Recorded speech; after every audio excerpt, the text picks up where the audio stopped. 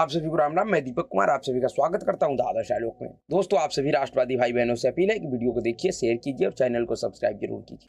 दोस्तों, आज हम चर्चा करेंगे मोदी विरोध में जो इंडिया अलायंस बना था, उस इंडिया अलायंस के कॉमन मिनिमम एजेंडे के ऊपर। जी हाँ, इस इंडिया अलायंस का एकमात्र एजेंडा है कि 2024 चुनाव तक जितना अधिक से अधिक हो सके हिंदुओं को, सनातन धर्म को, उनके देवी देवताओं को, प्रभु राम को, राम मंदिर को गाली दे। जी हाँ, इंडिया अलायंस के सहयोगियों का, उनके साथी दलों के नेताओं का एक ही एजेंडा है कि जितना अधिक से अधिक हो सके इस देश के हिंदुओं को, उनके देवी देवताओं को गाली दे, उनको नीचा दिखाने का प्रयास करे। यही इंडिया अलायंस का कॉमन मिनिमम एजेंडा है, जिस एजेंडे पे वह पिछले 8-9 महीनों से चल रहे हैं और निरंतर चल रहे हैं। वक्त वक्त पे जब भी इस अलायंस के जिस भी सहयोगी पार्टनर दल के नेताओं का नंबर आता है, वह इस बात से चूकते नहीं हैं। वह हमेशा इस देश के हिंदुओं को यह एहसास दिलाते हैं कि तुम्हारा इस देश में कोई हैसियत नहीं है, तुम्हारा कोई अधिकार नहीं है, तुम्हें सिर्फ इतना अधिकार है कि तुम हमें वोट दे दो। जाति के नाम पे, धर्म के नाम पे, भाषा के नाम पे, क्षेत्र के नाम पे तुम सिर्फ हमें वोट दे दो, इससे अधिक तुम्हारा कोई हैसियत नहीं है, तुम्हारा कोई अधिकार नहीं है। अगर इस देश का मोदी विरोधी दल, जो ये इंडिया अलायंस के साथी हैं, सहयोगी दल है, वो दल और उनके नेता अगर इस बात को समझते कि नहीं, इस देश के हिंदुओं को भी उतना ही अधिकार है जितना अन्य धर्मों के लोगों को है, हिंदुओं के भी आस्था का उतना ही सम्मान होना चाहिए जितना अन्य धर्मों के लोगों के आस्था का सम्मान होता है, तो इस तरीके से कोई डी राजा, कोई चंद्रशेखर यादव, कोई स्वामी प्रसाद मौर्य, कोई उदयनिधि स्टालिन, कोई प्रियंक खरगे, राहुल गांधी, इस तरीके के जो नेता है, जो मोदी विरोधी है, जिन्होंने अब यह ठान लिया है कि वह जीवन अपना बिता देंगे मोदी विरोध में और हिंदू विरोध में, वह वक्त वक्त पे प्रभु राम को, इस देश के सनातनी हिंदुओं को, उनके आस्था को गाली नहीं देते। और सबसे बड़ी बात है कि जब ये लोग गाली देते हैं तो भारतीय जनता पार्टी छोड़कर इस देश के जितने भी राजनीतिक दल है, उस किसी भी दल का कोई भी नेता इनके इस गाली का जवाब नहीं देता है, उनके उस गाली का विरोध नहीं करता। और उसके बाद भी इस देश का जो मोदी विरोधी राजनीतिक दल है, उनके समर्थक है, वो कहते हैं कि क्या हिंदुत्व का ठेकेदार भारतीय जनता पार्टी है। अरे तो तुम्हें उदयनिधि स्टालिन के खिलाफ बोलने से, ए राजा के खिलाफ बोलने से, प्रियंक खरगे के खिलाफ बोलने से, स्वामी प्रसाद मौर्य के खिलाफ बोलने से किसने रोका है? अगर इस सबके बयानों का विरोध अगर एकमात्र भाजपा करती है, भाजपा के नेता करते हैं, तो फिर क्यों न कहा जाए कि सच में इस देश का जो हिंदू है, सनातन धर्म है, उसका ठेकेदार भाजपा ही है। क्योंकि विरोध करे भाजपा, हिंदू द्रोहियों से गाली सुने भाजपा, उसके नेता, और उसके बाद अगर कोई दलाल ये कहे कि नहीं प्रभु राम तो सबका है, भगवान सबका है, तो फिर ये तो नहीं चलने वाला है। अगर प्रभु राम सबका होता तो जिस तरीके का बयान डीएमके के नेता ए राजा ने अभी 2 दिन पहले दिया है कि हम प्रभु राम, हम राम का दुश्मन है, हमारा रामायण में विश्वास नहीं है। अरे तुम्हारा रामायण में विश्वास है या नहीं है वो अलग बात है, लेकिन तुम ये बताओ कि तुम प्रभु राम का दुश्मन कैसे हो? प्रभु राम ने तुम्हारा क्या बिगाड़ा है? दरअसल ये जो नेता है, चाहे ए राजा हो या इससे पहले एमके स्टालिन का बेटा उदयनिधि स्टालिन, जिसने कहा था जब ये इंडिया अलायंस बना था उसी समय कि हम सभी का एकमात्र उद्देश्य है कि इस देश से सनातन को खत्म कर देना है, मिटा देना है, यानी कि हिंदुओं को मिटा देना है, हिंदुओं को खत्म कर देना है, यह उसने स्पष्ट कर चुका है शुरू में ही। तो ये राजा का भी जो बयान है वह कहीं ना कहीं उदयनिधि के बयान से ही जुड़ा हुआ है। जब ये राजा कहता है कि हम भगवान राम, हम राम के दुश्मन हैं, शत्रु हैं, तो अब राम जी तो है नहीं इस धरती पे, लेकिन राम जी को मानने वाले करोड़ों की संख्या में हिंदू तो हैं। तो दरअसल जब वो कहता है कि हम राम जी के शत्रु है, तो राम जी का नहीं कहता है, वह राम जी के मानने वालों के लिए कहता है कि हम उनका शत्रु है, यानी कि इस देश के करोड़ों हिंदुओं का वो शत्रु है। वो खुले मंच से कह रहा है, अपने पार्टी मीटिंग में कह रहा है, अपने नेताओं को कह रहा है, अपने समर्थकों को कह रहा है। लेकिन उस ए राजा का बयान का भारतीय जनता पार्टी और उनके नेताओं के सिवा इस देश में जितने भी राजनीतिक दल है, किसी ने भी विरोध नहीं किया है। और ना ही ए राजा के खिलाफ की कोई कार्रवाई करने की मांग की है। अभी 3 दिन पहले पटना के गांधी मैदान में लालू प्रसाद यादव नरेंद्र मोदी को हिंदुत्व सिखा रहे थे। वो हिंदुत्व का सर्टिफिकेट बांट रहे थे कि नरेंद्र मोदी हिंदू नहीं है क्योंकि उसने बाल दाढ़ी नहीं मुड़ाया है। लेकिन लालू प्रसाद यादव इतने बड़े हिंदू हैं कि वह ए राजा के बयान पे कह रहा है कि यह उसका व्यक्तिगत बयान है।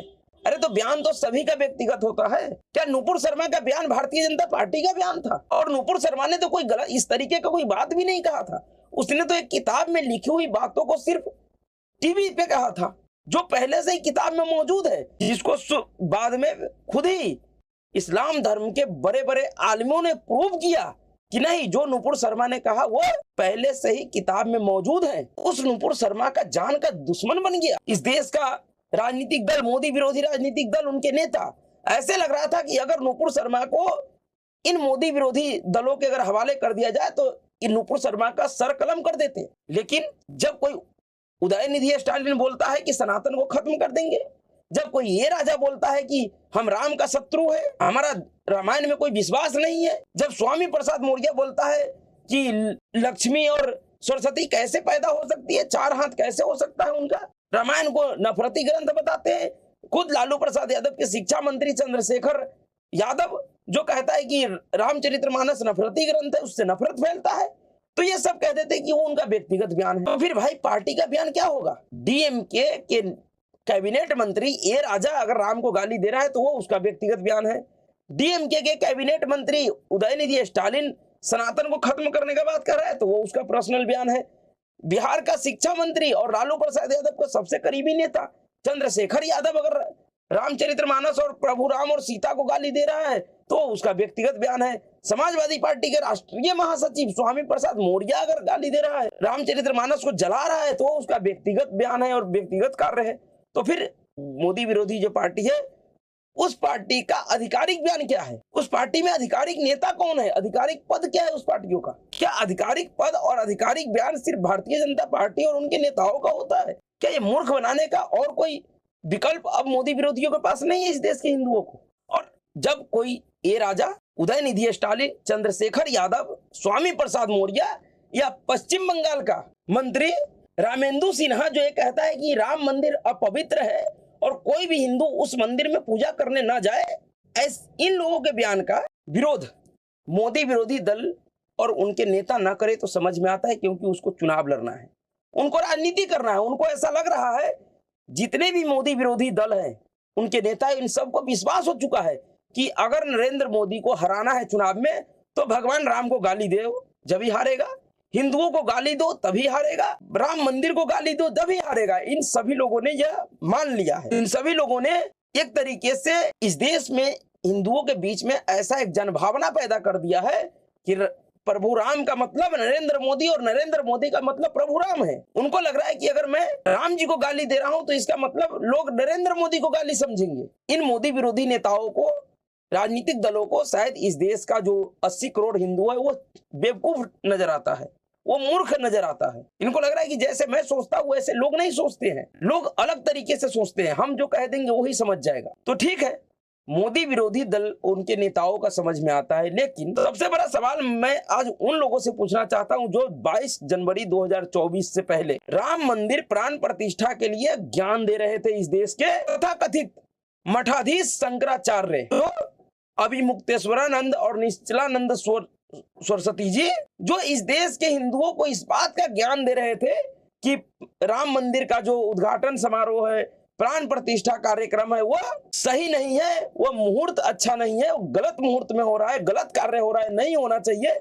यानी कि इन दोनों ही लोगों ने शंकराचार्यों के पद पे बैठ के अपनी पूरी ताकत लगा दिया, धार्मिक से लेकर राजनीतिक ताकत, कि किसी भी तरीके से राम मंदिर प्राण प्रतिष्ठा कार्यक्रम को रोका जाए, वो ना हो सके, नरेंद्र मोदी उसका प्राण प्रतिष्ठा ना कर सके।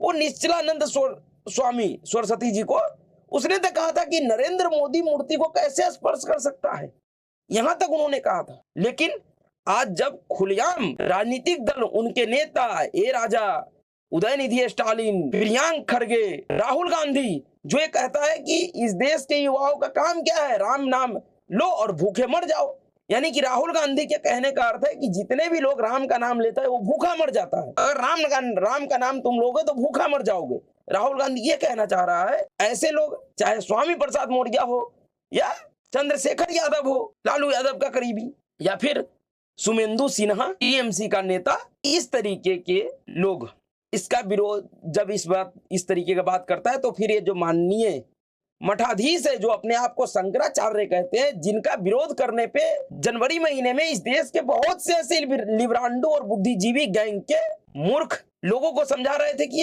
अब तो शंकराचार्यों का भी विरोध कर रहा है भारतीय जनता पार्टी के समर्थक। अरे तो फिर ऐसे शंकराचार्यों का होने से क्या फर्क पड़ता है ना होने से? क्या ये शंकराचार्य सिर्फ इस देश के हिंदुओं को मुहूर्त बताने के लिए रह गए हैं?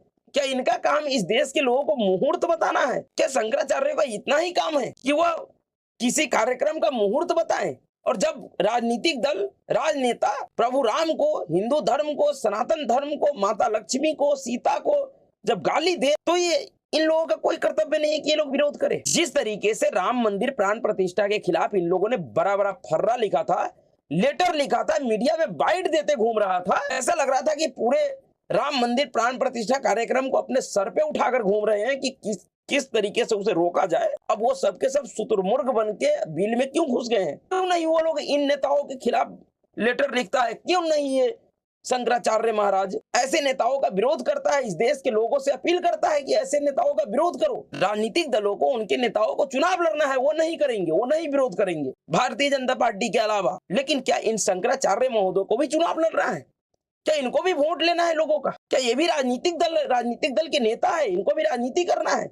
ये क्यों नहीं विरोध करते? उनका नेता ना करे समझ में आता है, लेकिन इनको तो करना चाहिए। इनका तो दायित्व ही वही है। अगर ये शंकराचार्य जैसे महत्वपूर्ण पदों पे बैठे हुए हैं, तो फिर इनका काम क्या है? इनका काम यही है ना कि सनातन धर्म का रक्षा करना, सनातन धर्म का प्रचार प्रसार करना, वो आगे किस तरीके से बढ़े, पूरे विश्व में कैसे फैले, यह व्यवस्था करना, उनका रूपरेखा तैयार करना। लेकिन जब कोई दूसरा व्यक्ति इनके कामों को करता है तो इनको मिर्ची लग जाता है, ये कहते हैं कि नहीं ये गलत हो रहा है। लेकिन जब इस देश का कुछ राजनीतिक दलाल, कुछ पागल प्रभु राम को गाली देता है, हिंदू धर्म को गाली देता है, सनातन धर्म को गाली देता है, तब ये लोग अपने मुंह में दही जमा कर बैठ जाते हैं, शुतुरमुर्ग की तरह अपने मुंडी को बिल में छुपा लेते हैं। इनके मुंह से एक आवाज तक नहीं निकलता है, एक इनका विरोध तक ही नहीं जता पाते ऐसे नेताओं का। तो कहीं ना कहीं समझ में आता है कि ये लोग शंकराचार्य कम और राजनीताचार्य ज्यादा है। ये लोग अब शंकराचार्यों के पद पर बैठकर सनातन धर्म के खिलाफ काम कर रहे हैं, सनातन विरोधियों का सहायता कर रहे हैं, कहीं ना कहीं उनको प्रश्रय दे रहे हैं, उनको बढ़ावा दे रहे हैं कि तुम सनातन धर्म को गाली दो, भगवान राम को गाली दो, राम मंदिर को गाली दो, माता सीता को गाली दो, जितना हो सके जिसको मर्जी उसको गाली दो, लेकिन हम अपने कान में रुई ठूंस लेते हैं, हम कुछ नहीं बोलेंगे। लेकिन हाँ, कोई अगर नरेंद्र मोदी, कोई अगर योगी आदित्यनाथ जैसा नेता अगर कोई ऐसा काम करे जिससे सनातन धर्म के लोग एकजुट हो, सनातन धर्म का जय जयकार हो, उसका उदय हो, तो हम उसके खिलाफ मैदान में उतर जाएंगे, हाथ में बैनर लेकर लेटर लिखेंगे, यानी कि पूरी ताकत लगा देंगे। किसी भी तरीके से नरेंद्र मोदी, योगी आदित्यनाथ या अन्य कोई नेता सनातन धर्म के पक्ष में काम न करे, जिससे सनातन धर्म का प्रचार प्रसार हो, उसके नाम पे समाज में एकजुटता आए, हम उसको रोकने का पूरा प्रयास करेंगे। लेकिन जब तुम गाली दोगे तो हम उसका कुछ नहीं करेंगे। अगर यह एजेंडा इस देश के पूजनीय शंकराचार्यों का है, तो फिर ऐसे शंकराचार्यों के ना होना ही बेहतर है इस देश में। जब इन शंकराचार्यों के अंदर इतनी हिम्मत नहीं है कि ये किसी ए राजा के विरोध कर सके, किसी राहुल गांधी का विरोध कर सके, राजनीतिक तौर पे नहीं, जब वह इस धर्म को, इस देवी देवता को गाली देता है, उसके लिए तो विरोध करो यार। राजनीतिक तौर पे कोई भी नेता किसी नेता को गाली दे, कोई नरेंद्र मोदी को गाली दे, अमित शाह को गाली दे या नीतीश कुमार को गाली दे, इससे कोई लेना देना नहीं होना चाहिए। इससे मैं इसके लिए नहीं कह रहा हूं कि आप इसलिए विरोध करो, लेकिन कम से कम अगर कोई ये राजा ये कहता है कि हम राम का शत्रु है, हनुमान जी कोई देवता नहीं बंदर था, कोई राहुल गांधी कहता है कि राम नाम लेकर भूखे मर जाओगे, तो सबसे पहले तो इन शंकराचार्य महोदय को बताना चाहिए कि क्या ये शंकराचार्य महोदय राम नाम लेते हैं या नहीं लेते हैं, और अगर राम का नाम लेते हैं तो फिर अब तक ये मरे क्यों नहीं। राहुल गांधी की बातों को अगर माना जाए तो राम का नाम लेने वाला तो मर जाएगा, तो कम से कम ऐसे बयानों का तो विरोध कीजिए। जिससे सनातन समाज के अंदर जागरूकता आए, एकजुटता आए, जिससे आपके ऊपर सनातन समाज का भरोसा और विश्वास बढ़े। कब तक इस तरीके से चलेगा? इस देश के माननीय न्यायालय को भी ऐसा ही लगता है। आज अगर ए राजा, उदयनिधि स्टालिन, स्वामी प्रसाद मौर्य, चंद्रशेखर जैसे लोग अगर सनातन धर्म और उनके ग्रंथों को गाली दे रहा है, उनको नीचा दिखाने का प्रयास कर रहा है, तो इसमें कहीं ना कहीं सुप्रीम कोर्ट का भी भागीदारी उतना ही है। जिस सुप्रीम कोर्ट ने नुपुर शर्मा के लिए ये कहा था कि इस देश में जितना भी बवाल हो रहा है, जितने भी लोगों का हत्या हुआ है, कट्टरपंथियों ने गला सर कलम किया, उसका सर तन से जुदा किया है, उस सब का जिम्मेवार तुम हो। लेकिन वही माननीय न्यायालय स्वामी प्रसाद मौर्य के लिए कहता है कि भाई ये तो इनका अपना स्वतंत्रता है, इनका बोलने का अधिकार है, भला इसके ऊपर कोई मुकदमा कैसे हो सकता है? किसी उदयनिधि स्टालिन को सिर्फ इस बात का फटकार लगा के छोड़ देते हैं कि आपको बोलते समय ध्यान रखना चाहिए, आपने अपने विशेष अधिकार का हनन किया है, अपने बोलने के अधिकार का हनन किया है, आपको ऐसा नहीं बोलना चाहिए। सिर्फ इतना ही। एक तरीके से उस 35 साल के मंत्री को, जो खुलेआम जनसभाओं में इस बात का ऐलान किया था कि हमें सनातन को मिटा देना है इस धरती से, इस देश से, हमारा एकमात्र एजेंडा यही है, उसको सिर्फ ऐसे समझा रहा है कि आपको ऐसा नहीं बोलना चाहिए, आप एक मंत्री हैं, आप संविधान का शपथ लेते हैं। लेकिन नुपुर शर्मा, जो कि सिर्फ एक पार्टी का प्रवक्ता थी, वो कोई मंत्री नहीं थी, उसके पास कोई संवैधानिक अधिकार नहीं था, पद नहीं था संवैधानिक, लेकिन उसके बयान को लेकर इस देश के सुप्रीम कोर्ट ने, माननीय न्यायाधीशों ने, वो भी वो न्यायाधीश जो आगे चलकर इस देश का मुख्य न्यायाधीश बनेंगे, उन्होंने नुपुर शर्मा के जिंदगी को नर्क बना दिया। लेकिन उदयनिधि स्टालिन को सिर्फ इस बात का फटकार लगाकर छोड़ दिया कि आपको शायद इसका अंदाजा नहीं मालूम है, इसका परिणाम क्या होगा। अरे घंटा परिणाम होगा, क्या परिणाम दोगे तुम यार? अगर परिणाम दिए होते तो आज कोई ए राजा इस तरीके का बदतमीजी नहीं करता। लेकिन उनको पता है कि सुप्रीम कोर्ट, चाहे इस देश का कोई भी कोर्ट, अगर एक आध हाई कोर्ट को छोड़ दिया जाए तो सभी कोर्टों का यही स्थिति है, उनमें बैठने वाले माननीय न्यायाधीशों का यही स्थिति है कि उनको भी लगता है कि इस देश में हिंदू टेकन फॉर गारंटी है। आप उनके आस्था को, उनके देवी देवताओं को, उनके ग्रंथों को कुछ भी कह लो, जला दो, फाड़ दो, गाली दो, कुछ भी करो, उनके आस्था, उनका कोई आस्था नहीं है, उनके आस्था पे कोई प्रहार नहीं होता है। यह अदालत भी मान चुका है। लेकिन अदालत का मजबूरी समझ में आता है, नेताओं का मजबूरी समझ में आता है। शंकराचार्यों का क्या मजबूरी है भाई?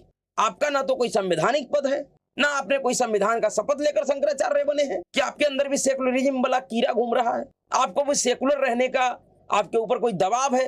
नहीं आपको राजनीति करना है, नहीं आपको चुनाव जीतना है, तो फिर आप तो विरोध कर सकते हैं, आप क्यों नहीं विरोध करते हैं? आपके विरोध न करने का क्या कारण है? आपका चुप्पी क्या दर्शाता है? अगर प्रभु राम को कोई गाली देता है, कोई माता सीता को गाली देता है, लक्ष्मी को गाली देता है, गणेश को गाली देता है, हनुमान को गाली देता है, शंकर को गाली देता है, उसके बाद भी अगर आप चुप रहते हैं, आपके मुंह से एक शब्द नहीं निकलता है विरोध का, तो फिर क्या समझे इस देश का सनातन हिंदू? कि आप धर्म का मठाधीश बनकर धर्म विरोधी काम कर रहे हैं, आप धर्म को खत्म करने का साजिश कर रहे हैं, उनके साजिश में आप शामिल है। यह इस देश के लोगों को भी समझना चाहिए कि जिस तरीके से राम मंदिर प्राण प्रतिष्ठा के समय पे इन शंकराचार्य कम राजनीताचार्य ज्यादा जो है, इनके नाम पे जो देश के लोगों को बरगलाने का प्रयास किया जा रहा था, उन लोगों का सच्चाई ऐसे वक्त पे सामने आता है। पहले हम लोग ध्यान नहीं देते थे, लेकिन अब इस तरीके के राजनीतिक एजेंडे को साधने वाले लोग बचेंगे नहीं। इनको अब हम जैसे लोग इसी तरीके से बेपर्दा करते रहेंगे, लोगों के सामने इनसे इसी तरीके का सवाल पूछते रहेंगे और वक्त पे इनके उस राजनीतिक एजेंडे को भी ध्वस्त करेंगे। तो अभी के लिए इतना ही। अगर आपको वीडियो अच्छा लगा तो वीडियो को लाइक कीजिएगा, शेयर कीजिएगा और चैनल को सब्सक्राइब कीजिएगा। नमस्कार।